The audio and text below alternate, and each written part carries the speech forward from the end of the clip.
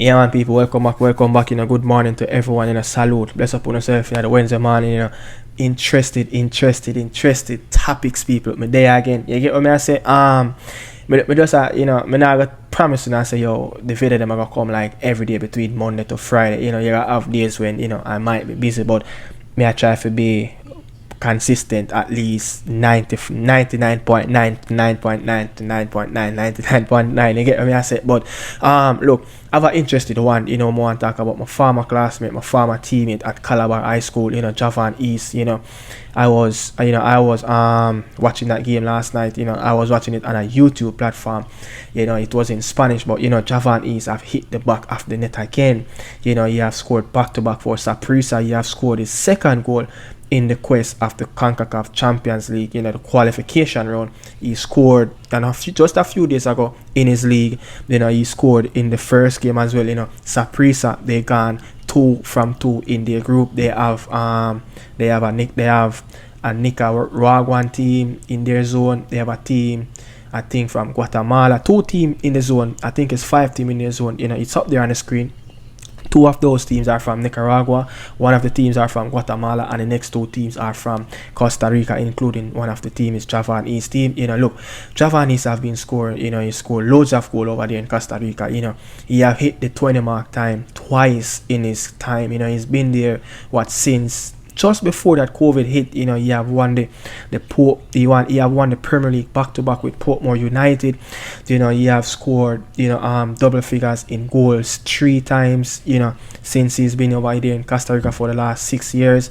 But good striker. I think him should get a little bit more game time. Especially when he's scoring loads of goals. He's playing at the highest level in the CONCACAF region, especially playing for a very, very good team, Deportivo Saprissa. I think this is his 3rd team. He started out at a team named Santos. I think his name Santos Guapelis, and then a team named San Carlos, and now he's playing for Deportivo Saprissa. So big up Javan is the man himself. Them called John. Yeah. Moving on.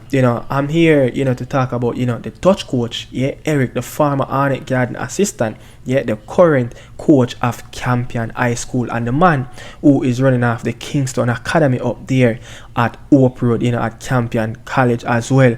Eric, he have taken some little swipe, at the JFF, talking about the administration. What else? I have some more topics to talk about. Talk about, Hugo Perez have done an interesting interview where he talk about, potentially he would love to coach the Reggae Boyz one day. The Olympic Games also on, Brazil back in the final, their first time in the final since Beijing in 2008. What else? I think that's all I have. And Steve McClaren, how can I forget? The big unveil will be tomorrow at the head office of the Jamaican Football Federation. Can't wait, man. Can't wait. But look, where I'm going to start things off, talking about the young Reggae Girls. The younger girls, after a shocking defeat on Monday, versus the US Under-15 girls team, 11-0. The girls finally, they bounce back, They bounce back, goals scored by Jamara Jones in the 4th minute and Riquana Richards in the 24th minute. They beat 82-1 in their second group game. And guess what? It's still alive. It's still alive for the young Reggae Girls to get through to the semi-final stage of the 5th edition of the CONCACAF Under-15 Girls Tournament. And guess what? They will play the host, and it won't be an easy game. But let's talk about the 80 game. I was watching the game, in this afternoon. Let's talk about the 80 game. I was watching that game yesterday afternoon, and it was a really good game. I think the girls played a little bit more freer. I think they got a lot more space on the ball. They got a lot more time on the ball. I think it could have been a little bit more better.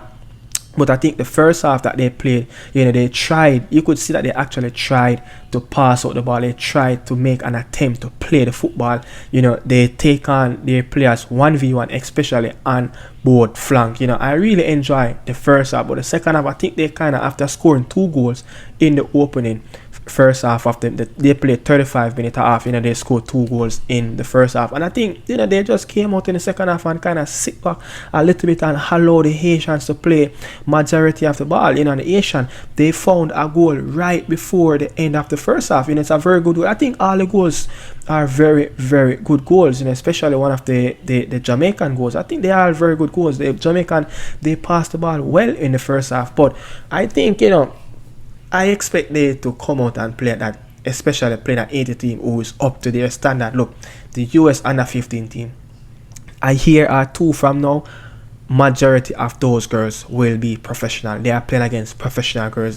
This US team, they went to Europe and do camp. They do camp locally in the US. They play the European team. They play Germany. They have friendlies against England. They have big preparation. The US, they spent big when it comes down to preparation, especially women football. They prioritize that part of the game. You get what I say? They are so they achieve a lot. I must say they achieve a lot. They achieve a lot out of women football, so that's why they prioritize to fund and spend big in development of women football. But again, Thursday, tomorrow will be the big day where we will find out if the young Reggae Girls will qualify for the semi-final. But watching the USA versus Costa Rica yesterday as well, the Costa Rican team is a very good team, but every team that come up in that tournament against the US, they will look average because they are a well-drilled team. They have that understanding, they have that camaraderie, they have that harmony amongst each other to know what to do on the pitch. But let's see, fingers crossed, to see if the young girls can come out of that game. Look, with the 11-0 that they got against US on Monday, they need to win the next game. Costa Rica only need a point to advance to the next round. Next up, talk about what is going on. Yeah, the Dutch coach takes some swipe dig at the Jamaican Football Federation administration. Yes, so may I go on to the coach now, the coach Eric Redemakers, the Dutch coach, who is a former assistant, under Paul Tigat Davis as Arnett Gardner a couple seasons back. The man who is the coach, who is running things right now at Campion College here at the schoolboy level, and also is calling big shots in that academy, that big academy up there at Campion College as well, the Kingston Academy. Eric, let me, there's an article that published in the Gleaner a couple of days back, where Eric was talking about the incompetent of the JFF. He just basically take some swipe at them and let them know, like, look, there's bigger things to focus on, what is really going on the pitch. You guys should be mapping up the house, what's going on inside related to the administration part of the football. Let me go on and say and read the article. The article, go on and said, however, Ready Makers, that's the coach, Eric, is one of the few that the JFF is sweeping the real issues under the rug, and that even if the team qualifies for the next World Cup, he doesn't think they will have sustained success. I totally agree with him. Look, we went to the World Cup 1998. What happened after? A couple World Cups in between that period until now, we didn't make it to the final round. We didn't play up to standard. We didn't play up to par. I think the closest we came was that 2002. After we qualified, we tried to go back to back, but it didn't happen. There wasn't any real genuine plan. I think too much resource, too much time spent trying to get some players overseas when we should combine all the challenges together, get everything on a balance, get the structure right at home, getting the right and proper players overseas. That will make our team better, but again, if we make it to the next World Cup, that's going to play in our region, in the US, Canada and Mexico. What will happen next? Will it be another 1998, Croatia, Japan and etc.? Ecuador in 2002 make it to their first World Cup, and guess what? They become a powerhouse in world football, not just qualifying for a World Cup, but competing in a World Cup games. Let's go on and continue the article. Now I'm quoting, Eric, the coach. The JFF has been below par for the things we need to improve and to actually have sustained success. He said, the article continued and said, he pointed out that the biggest downfall is not the quality of coach, but the inefficiency of the administration, and that it would have been better to use some of the resource being used on coach to upgrade their administration capabilities. And also the article, continue said, I would love to see, instead of having a big name coach and a big budget for head coach, we refocus some of the resource and things we really need to improve, which is to get person on the staff that maybe get paid a lot more than what they usually paid, the administration staff, but they are making sure that everything runs smooth and proper, he comment. And further down, I quote Eric, we have big players to deal with, and we need someone who can communicate and make sure they feel appreciated and comfortable. The article finished by this, the Netherlands-born coach has no issue with McClaren, but he believes that any good coach can lead the Reggae Boyz to a World Cup qualification with the quality of players we have. Look, it's nothing new, it's nothing new that we have such quality players on board. You get what I say? But I could understand where he said, look, why using up all all the budget? Why using up all the resources that we have, the money that we have, and a big name coach? Why not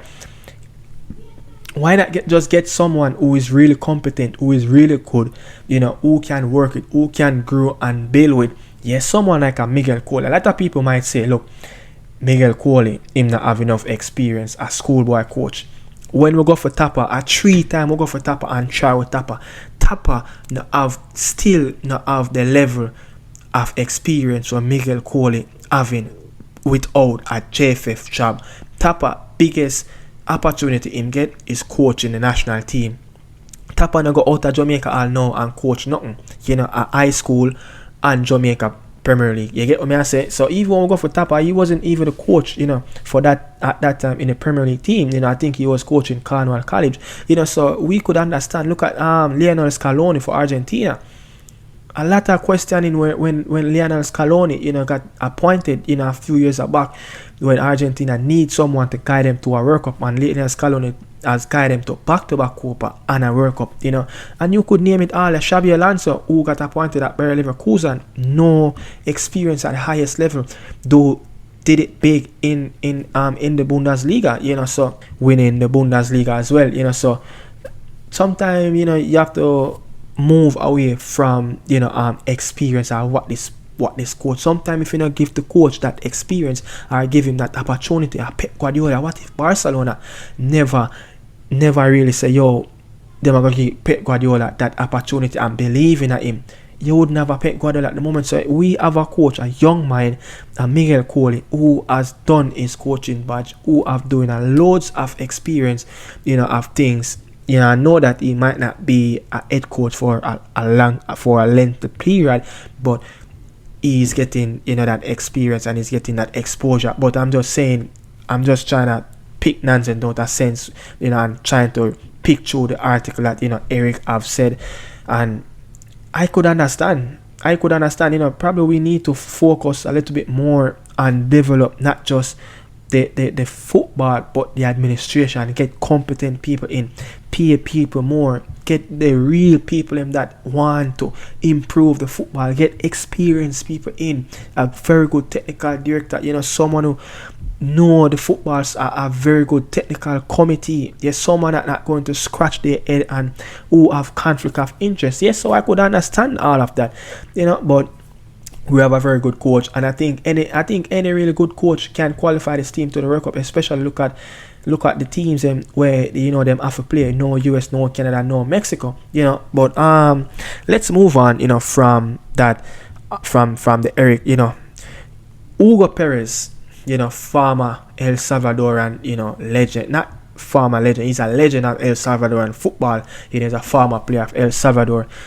He have done an article, an interview, and he have said he asked a question. The question, let me find the question, was, if you I'm quoting the interviewer just who is asking Hugo Perez's question. If you told me, Hugo, what team would you like to train, or what team would you like to coach, knowing everyone to be able to compete with the supposedly the strongest it would have to be Honduras or a Jamaica. Do you know why when you face selection, you see the players that the national team has, you realize the talent and the ability they have? So Hugo Perez is looking over the fence and like, I would love to be the head coach. I think he's assistant coach for El Salvador at the moment.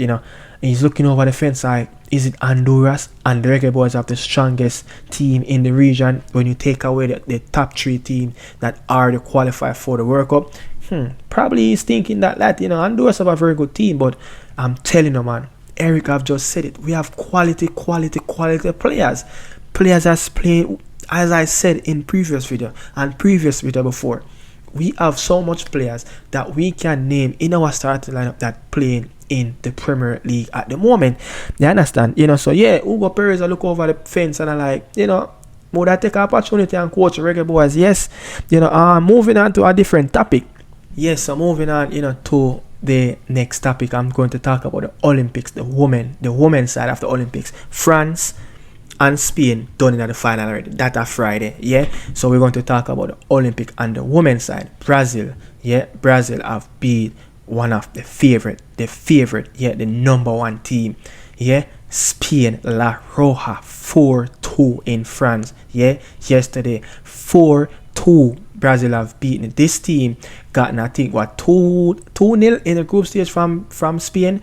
They lost in the group stage. I think Marta got a red card also in that game. Yeah, Marta should be back in the final, but the US have won back-to-back in extra time. It have to take an extra 30 minutes for the US to win back-to-back in the last 2 knockout rounds that they played. They played Germany in the semi-final. I think they played Japan in the quarter-final as well. But Brazil are back in the final. Brazil are back in the final after 2008. This is the first time Brazil have going to an Olympic final. Brazil have went to back-to-back Olympic final and lost both of the finals against the US women's national team. US, talking about the US, they have won so many gold medals. They have won the first gold medal in 1996. They have won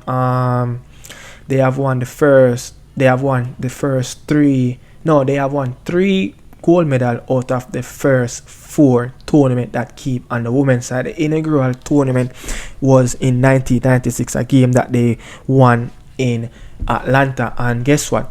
Marta is going to search for Brazil's first ever gold medal. So it's going to be a very interesting game. But yeah, the Olympic is boiling up. It's about to end.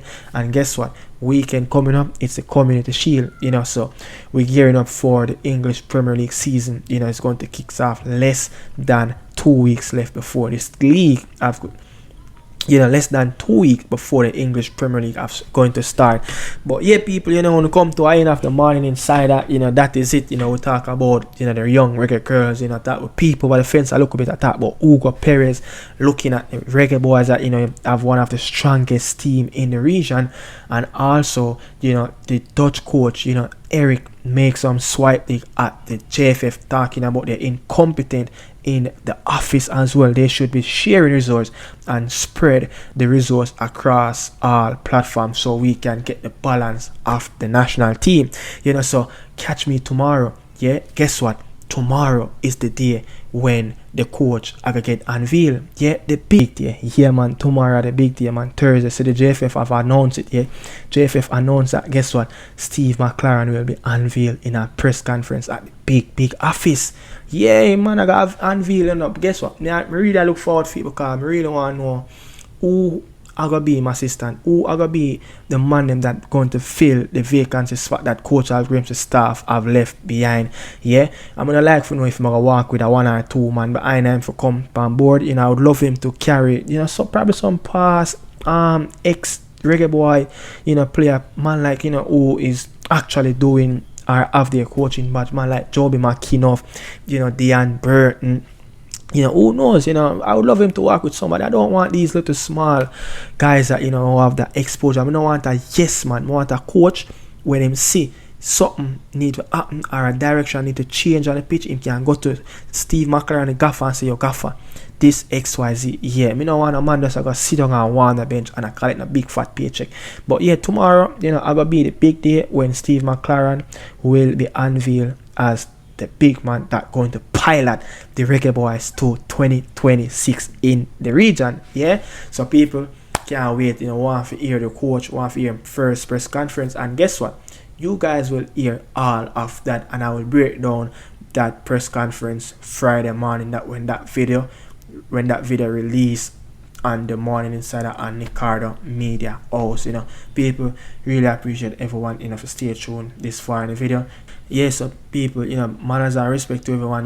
Really salute everyone. This is the Morning Insider. Salute. Don't forget to like, share, comment, and subscribe to the video. Salute.